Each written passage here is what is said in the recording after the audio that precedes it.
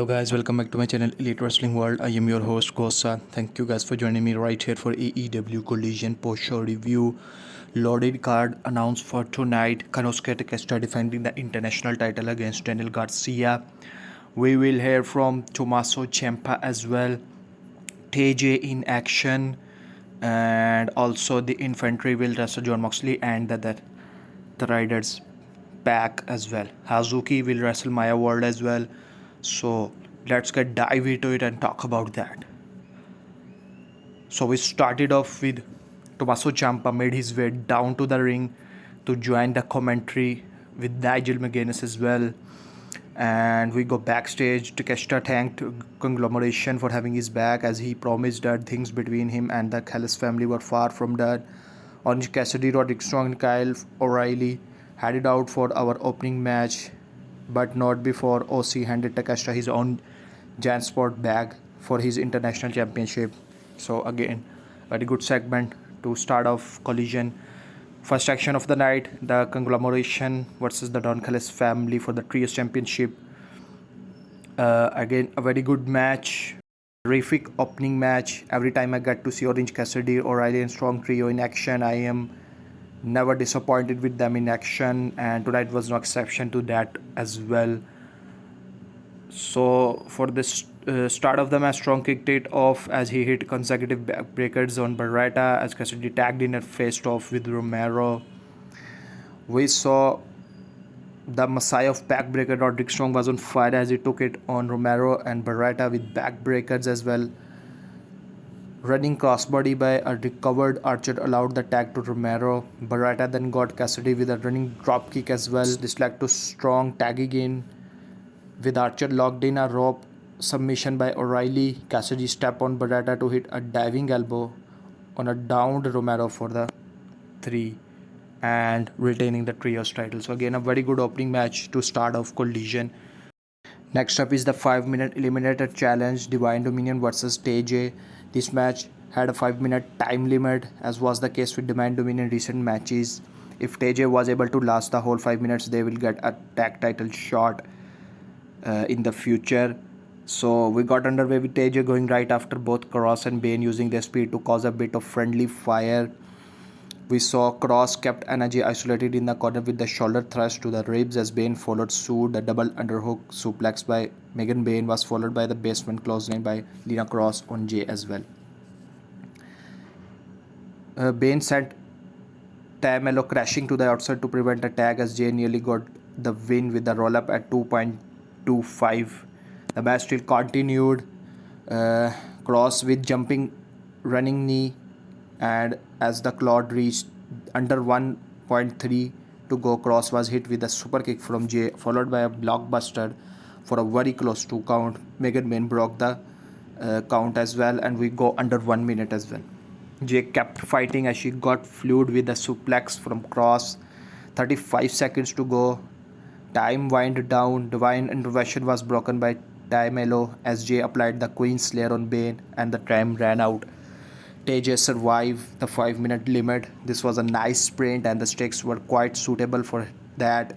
Nice to see TayJay back on AEW television, and they will get a tag title shots in the future as well. And later in the night we get the confirmation they will be challenging the Divine Dominion for the tag titles next week on Collision as well. So it's going to be a fantastic match. We saw Tommaso Ciampa cutting a promo talking about Chris Jericho. Ciampa spoke in the ring as he was told that Jericho was not in the building. He talked about why exactly he hated Jericho. He said he didn't have only one reason why he hated Jericho. He had 1004 reasons. Fuzzy socks, those stupid lighten up sparkling jackets, those crappy Jericho cruises, Jericho's armbar, that stupid full head of hair on Jericho's head. Ciampa dropped the list as he addressed Jericho, stating that he's walked the same halls that Jericho walked. A snake is always a snake, Jericho. I will see you when I see you, said Ciampa as he kicked the list aside and left the ring. And that was an interesting promo, a callback to WCW promo of Jericho. Should be an interesting feud between these two, and I'm pretty much looking forward to that feud as well. Next up, Hazuki in action against Maya World. Persephone was on commentary for this one. Hazuki and Maya locked horns in the middle of the ring to start the match. We saw Maya showcase the two evenly matched drop kicks, keep ups as well. Maya took down Hazuki with a shoulder block. We saw Hazuki hit the German suplex on Maya, which left both women recovering. Hazuki kicked out of that impressive move by Maya World. Maya got taken for a ride with the rope running DDT from Hazuki. Suicide dive to the outside by Maya World to keep Hazuki grounded at ringside. Maya took a bit too much of her time trash talking Persephone, which allowed Hazuki to hit the suicide dive over on Maya World. Hazuki then called the game as she headed up top and hit the senton for the pinfall victory. So again, a very good showing for Hazuki before her Owen Cup match against Persephone. Post-match, Persephone faced off with Hazuki, with the two facing off in the Owen Cup match next week on Collision. Next up, we saw Lee Moriarty in action. Shane Taylor was on commentary for this one. Moriarty showed his technical power as he avoided Bob's seat clothesline between the ropes. Moriarty took him down and finished this off with the Motor City stretch submission, and that was a quick win for Lee Moriarty. Post-match, the Infantry got into the ring and congratulated Lee. Captain Sean Dean asked the Alabama crowd to respect Moriarty, and he and Kali Bravo called the crowd stupid. And cue the Death Riders entering to get our next match underway. So next up is Jon Moxley and Pac versus the Infantry. That was a very good match as well. The Death Riders dynamic is kind of interesting, giving their status as anti-heroes more or so than overheart heels. There's a lot of shades of grey here with Moxley and the company, and it leads to scenarios where they are against the heels like STP.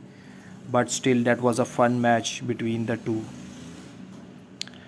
We saw Pac isolated Infantry with a nice tandem suplex with Moxley was out cold at ringside. Pac sent Sean Dean out to the ring as he tried to reach for Moxley. Bravo got ahead of that and threw Pac out. We saw Moxley battered Dean in the corner with the punches. Captain Sean Dean headed up top, but the double knees stopped the high-risk move. Moxley hit a cutter on Kali Bravo. Captain was left at the mercy of Death Rider's trademark barrage of running attacks. In the end, Moxley put Captain Sean Dean away with the Death Rider for the pinfall victory. So again, a very good match for the Death Riders. Renee was backstage with Triangle of Madness, Tekla, Sky Blue, Julia Hart. Tekla talked about Forbidden Door. She had a warning for Stardom President Taro Okada. Tekla said the one champion she was afraid of was Sky Blue. Tekla apparently had some harsh word for Sky, mocking her injury history. But there was an argument between the two, but that was to just boost up Sky for her quarterfinal match against Surrey in the Owen Cup as well. Next up is the Dogs versus the Guns. Finlay and Connor handed out disposable cameras as a way to mock Adam Cole and Christian Cage, whom they laid out this past Wednesday on Dynamite. The two were set to offer their 5-second pause until Guns down, but the Guns interrupted with their entrance. We saw Finlay and Colton got things going for this match. Finlay with consecutive elbows. Finlay tried to get involved by the Guns, sent him out of the ring with a double clothesline. Austin struck in the middle rope as they stuck a Polaroid of the Dogs on Austin's forehead. The Dogs showed some good teamwork with the double suplex toss on Colton, followed by the ununified shoulder charge on their hapless foe. We saw Colton tagged in Austin, double crossbody from Austin, pin broken by Finlay on corners. Corners were left alone by the Guns, but Finlay hit Colton in his injured leg. Austin were hammered by a strike from corners as a roll-up was broken by the corners. Then Austin was sent into a shillelagh strike from Finlay as corners got the pinfall victory. So again, a very good match for the Dogs, and I am pretty much looking forward to the feud between the Dogs and Cop and Cage. Should be a good one.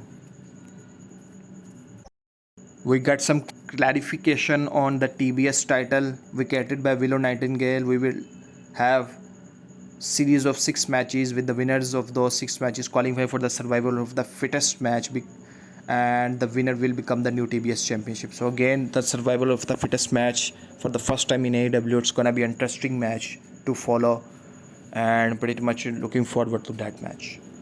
Next up is Brian Cage and Jack Doyle tag team match, and that was an interesting pairing as Mark Davis is now occupied with the national title. So Doyle didn't waste any time in taking the opponent down with running boulder attack. Doyle tagged in Brian Cage as well, suplex from Cage as both traded chops to their foes as well.